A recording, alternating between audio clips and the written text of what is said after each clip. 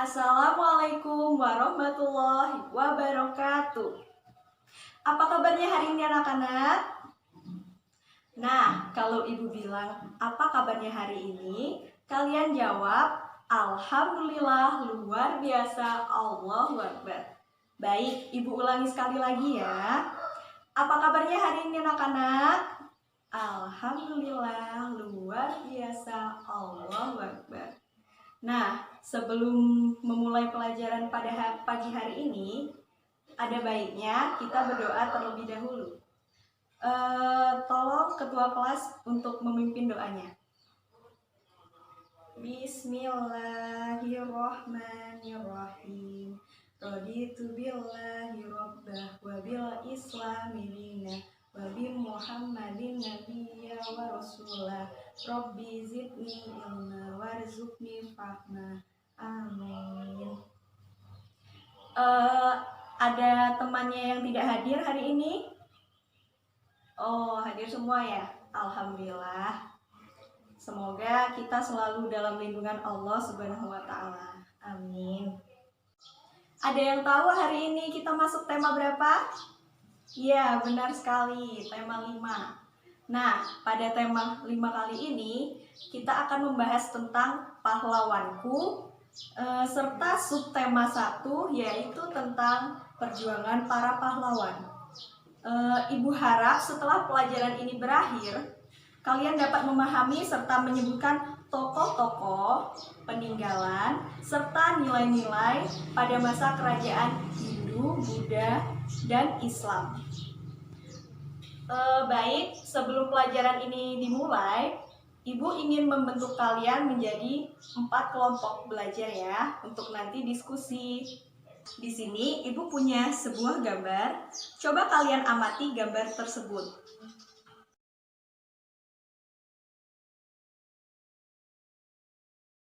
Iya, benar. Itu adalah beberapa tokoh-tokoh pada masa kerajaan Hindu, Buddha, dan Islam. Baik, di sini akan Ibu terangkan ulang apa yang ada di gambar tersebut. Pada gambar pertama, ini ialah gambar Sultan Iskandar Muda. Sultan Iskandar Muda, beliau ialah pemimpin dari Kesultanan Aceh pada tahun 1607 sampai dengan 1636.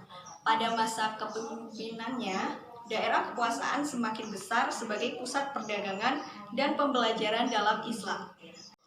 Kemudian gambar yang kedua yaitu gambar Sultan Hasanuddin. Beliau adalah raja dari Kesultanan Makassar, Kerajaan Goa Talu, yang memimpin pada tahun 1653 sampai dengan 1669. Pada masa kejayaannya, beliau berhasil menguasai hampir seluruh wilayah Sulawesi Selatan dan memperluas wilayah kekuasaan hingga ke Nusa Tenggara. Beliau dijuluki dengan sebutan ayam jantan dari timur karena keberanian dan semangat perjuangan untuk Makassar. Kemudian, gambar yang ketiga yaitu Raja Balaputradewa. Beliau adalah raja dari Kerajaan Sriwijaya di Palembang, Sumatera Selatan. Beliau memimpin pada tahun 480 Masehi. Beliau bergelar Sri Maharaja Balaputradewa. Pada saat kepemimpinannya, Kerajaan Sriwijaya mengalami kemajuan pesat dalam bidang ekonomi, pendidikan, serta kebudayaan. Selain itu, beliau juga membangun armada laut yang kuat agar jalur perdagangan dan pelayaran Sriwijaya menjadi aman. Kemudian, gambar yang keempat yaitu Mahapati Gajah Mada dan Raja Hayam Wuruk dari Kerajaan Majapahit. Mahapati Gajah Mada merupakan panglima perang dan tokoh yang sangat berpengaruh pada masa Kerajaan Majapahit. Beliau membuat janji yang luar biasa yang dikenal dengan Sumpah Palapa yang dapat diketahui dari kitab Nagara Kertagama. Kemudian Raja Hayam Wuruk. Beliau adalah raja keempat dari Kerajaan Majapahit yang memimpin pada tahun 1350 sampai dengan 1389. Beliau bergelar Maharaja Sri Rajasa Nagara. Pada masa kejayaannya, wilayah kekuasaan Majapahit sangat luas, hampir meliputi seluruh Republik Indonesia pada saat ini. Kemudian yang kelima yaitu Kerajaan Tarumanegara yang terletak di Bogor. Nah, di kerajaan ini terdapat prasasti yang bernama Ciareteun. Prasasti ini ditulis dengan huruf Pallawa serta bahasa Sanskerta. Di dalam prasasti terdapat sepasang cap telapak kaki Raja Purnawarman, yaitu Raja Kerajaan Tarumanegara yang gagah berani di dunia. Baiklah, Ibu punya beberapa gambar peninggalan pada masa kerajaan Hindu, Buddha, dan Islam.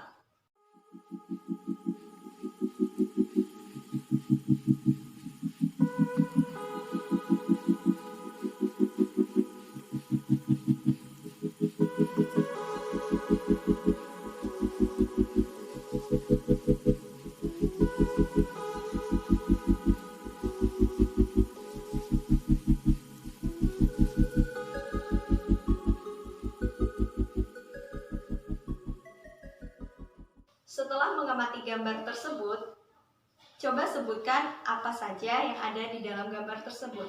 Siapa yang tahu? Angkat tangan. Ya, benar sekali. Gambar pertama itu ialah gambar prasasti. Sedangkan gambar yang kedua itu adalah gambar candi.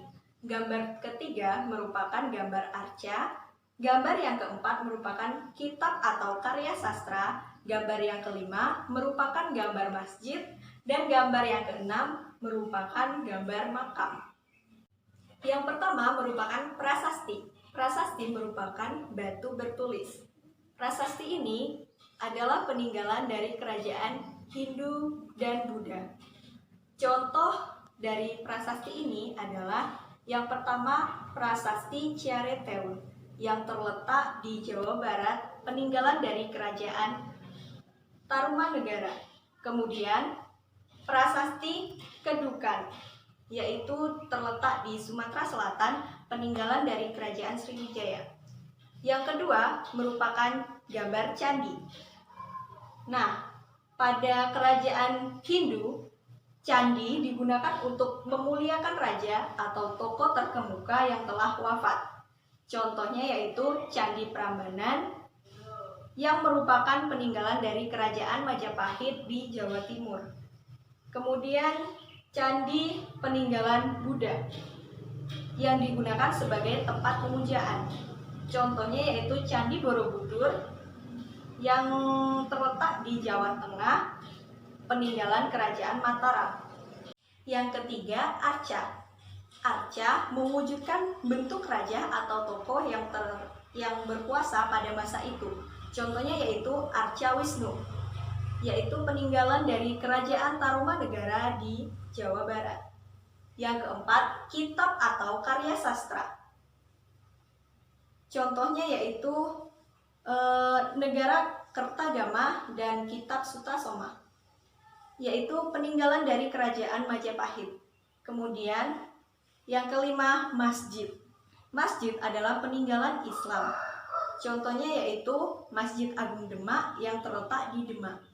Kemudian yang terakhir, yang keenam, yaitu gambar makam.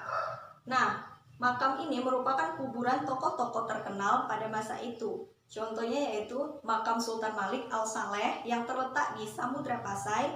Kemudian makam Iskandar Muda yang terletak di Nangroh, Aceh Darussalam. Sampai di sini ada pertanyaan? Kalau tidak ada, baiklah, akan Ibu lanjutkan materi pada pagi hari ini. Peninggalan pada masa kerajaan Hindu, Buddha, dan Islam bukan hanya berupa benda, tempat, maupun karya sastra, tetapi nilai-nilai perjuangan para pahlawan pada masa kerajaan Hindu, Buddha, dan Islam merupakan peninggalan yang sangat penting yang wajib kita ketahui dan wajib kita contoh. Seperti nilai-nilai perjuangan yang dicontohkan oleh Raja Purnawarman. Raja Purnawarman membuat saluran air yang dihubungkan dari Sungai Citarum, Jawa Barat. Kemudian, beliau juga selalu berjuang untuk kepentingan rakyatnya. Selain itu, beliau juga berani memimpin Angkatan Laut Kerajaan Tarumanegara untuk memerangi bajak laut. Baiklah, di sini Ibu minta kalian untuk mendiskusikan apa saja nilai-nilai perjuangan para pahlawan pada masa kerajaan Hindu, Buddha, dan Islam. Jika ada yang sudah selesai berdiskusi, boleh langsung angkat tangannya. Ya, kelompok 2, silakan bacakan hasil diskusinya. Baik, terima kasih untuk kelompok 2. Kita beri aplaus dulu untuk kelompok 2. Yeay. Di sini Ibu akan menjelaskan nilai-nilai perjuangan pada masa kerajaan Hindu, Buddha, dan Islam. Yang pertama tadi Ibu gunakan sebagai contoh yaitu Raja Purnawarman dari Kerajaan Tarumanegara. Kemudian yang kedua yaitu Raja Balaputradewa. Nah, nilai-nilai perjuangan dari Raja Balaputradewa yaitu mendirikan vihara di Nalanda bagi pelajar Nusantara yang belajar agama Buddha di sana. Kemudian ia membangun armada laut yang kuat dan memiliki sikap berani dan tegas dalam memimpin. Selanjutnya yaitu Sultan Iskandar Muda. Nilai perjuangan dari Sultan Iskandar Muda yaitu gigih, berani, dan rela berkorban, memperluas wilayah Aceh, dan menjadikan Aceh sebagai pusat perdagangan dan pengembangan ajaran Islam. Selanjutnya, Sultan Hasanuddin. Nilai perjuangannya adalah gagah berani melawan VOC, kemudian rela berkorban untuk kehormatan bangsa dan negaranya. Nah, selanjutnya yang terakhir, Gajah Mada dan Raja Hayam Wuruk. Nilai perjuangannya yaitu berhasil mempersatukan Nusantara. Kemudian, Gajah Mada bertanggung jawab dalam mengemban tugas sebagai prajurit, patih, dan panglima perang. Apakah ada pertanyaan dari apa yang kita pelajari hari ini? Kalau ada pertanyaan, silahkan angkat tangannya. Baiklah, Ibu akan menyimpulkan hasil pembelajaran kita pada pagi hari ini dengan materi kita peninggalan kerajaan Hindu, Buddha, dan Islam di Indonesia. Yang pertama yaitu tokoh-tokoh kerajaan Hindu, Buddha, dan Islam di Indonesia. Kemudian yang kedua, peninggalan kerajaan pada masa Hindu, Buddha, dan Islam. Kemudian yang terakhir yaitu nilai-nilai perjuangan para pahlawan pada masa kerajaan Hindu, Buddha, dan Islam. Jika sudah tidak ada lagi pertanyaan, Ibu akan memberikan kalian soal tentang materi kita hari ini. Silakan diisi, jika sudah selesai, kumpulkan kembali di meja Ibu. Baik, sudah semua mengumpulkan jawabannya?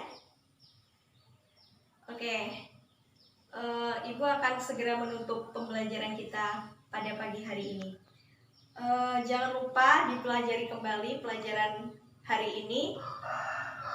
Sebelum Ibu menutup pembelajaran pada pagi hari ini, mari kita akhiri pembelajaran hari ini dengan lafaz hamdalah. Alhamdulillahirabbil alamin. Semoga apa yang kita pelajari pada pagi hari ini dapat bermanfaat bagi kita semua. Amin. Ibu akhiri. Wassalamualaikum warahmatullahi wabarakatuh.